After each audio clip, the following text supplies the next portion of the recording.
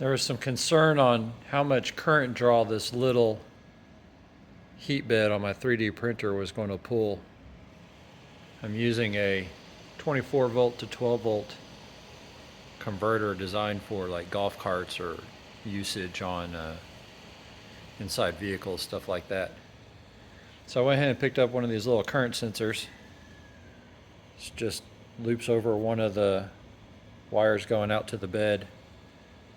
We're going to crank up the heat on the bed and see how much amperage we pull. The voltage converter I bought is good for 20 amps.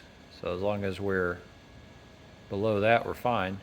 The little current sensor is rated for 100 amps. So it's going to read way more than what I need it to. I did do the math. This is a 12 volt heat bed.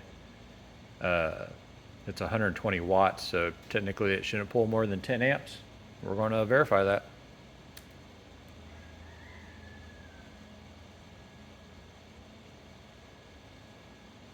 And there you go, 9 amps.